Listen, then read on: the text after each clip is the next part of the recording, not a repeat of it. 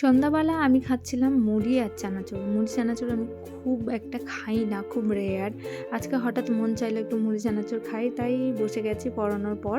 ওদেরকে পড়িয়ে নিলাম, সারাকে একটু দিয়ে দিয়েছিলাম দুধ কর্নফ্লেক্স, ও খেয়ে নিয়েছে।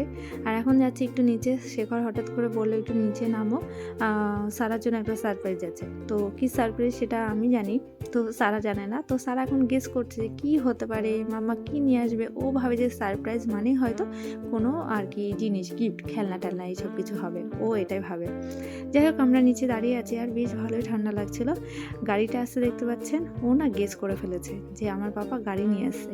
আমাকে বলছে, মাম্মা পাপা কি গাড়ি নিয়ে আসছে, আমি গেস করছি, আইডিয়া করছি, এরকম বলছিল। তারপরে আমি ওকে বললাম, না না সেরকম কিছুই নয়, তুমি দাঁড়াও। তারপরে ও দেখলাম ও বুঝতেই পেরে গেছে। ওর পাপা হচ্ছে গাড়ি খুব ভালো করে চালাতে পারে, আমি যেটা শুনেছি, কিন্তু আমি কখনো ওর পাপার গাড়িতে উঠিনি। এই প্রথম উঠছি আমিও, সারা প্রথম উঠছে।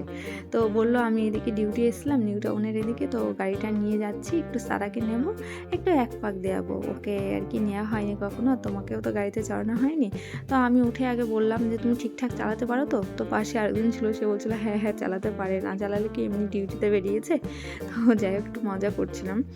তো সারা বলছে, পাপা তুমি গাড়ি চালাতে শিখে গেছো, তাহলে আমাদের জন্য একটা কিন্তু এবার গাড়ি কিনবো। আবার গাড়িতে উঠতে খুব ভালোবাসি। যখন স্কুলে মানে স্কুল থেকে আসি, তখন অটোতে উঠলে বলে, মাম্মা অটো না প্লিজ, একটু গাড়িতে নাও না।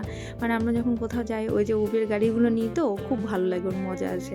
তো ওই জন্য স্কুল থেকে আসার সময় এরকম বলে।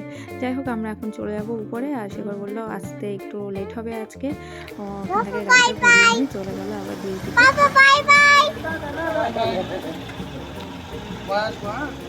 আনন্দ পেয়েছ?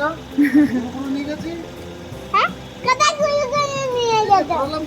এটা গুরু গুরু হলো? কি বলছে, কোথায় গুরু গুরু নিয়ে গেছে? তুমি তো পাইতে ঘুরিয়ে বাইরে নিয়ে ঘুরিয়ে বাড়ি। আবার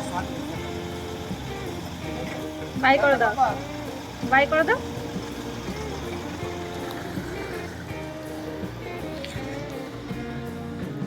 চলো, কোথায় যাও?